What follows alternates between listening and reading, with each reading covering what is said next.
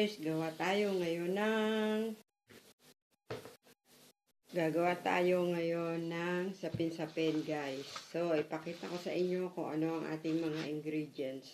Meron tayong coconut milk,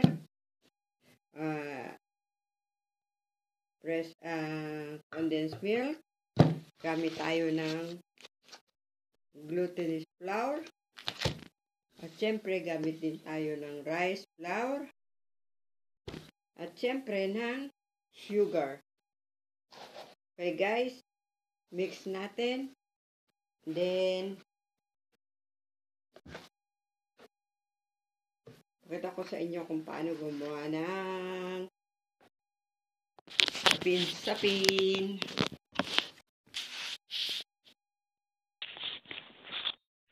Hello guys! Gawa tayo ngayon ng sapin-sapin. Pakita ko kung paano gumawa ng sapin-sapin. Ito guys, meron tayong 1½ sugar. Okay guys? At meron tayong 1 can condensed milk.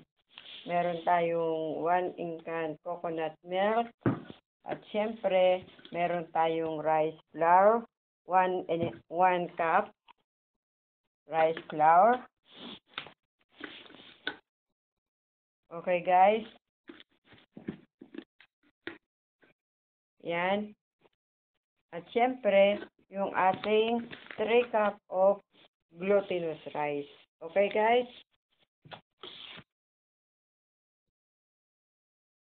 Yan na guys, na-mix na natin sa tatlo. Yan. Tatlong kulay, i-mix natin yung ating ingredients. And then, naglagay tayo ng oil sa ating molder. Yan guys. So, lalagyan na natin siya ng ating tinimplang sapin-sapin. Yan guys.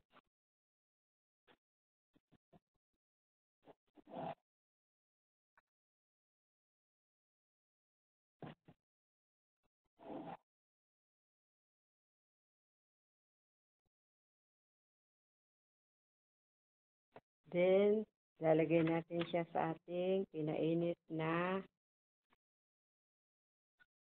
tubig. Yan na guys. Nilagay na natin sa ating hot water. Tapos, tatakpan na natin in 5 minutes. Luto na siya at lalagyan naman natin siya ng another. Ayan na guys, ang ating finished product ng sapin-sapin guys. Yan. Yan na guys, yung ating finished product ng sapin-sapin. Yan na guys. 3 colors. That's why they calling sapin-sapin. Okay guys, thank you for watching. Bye-bye.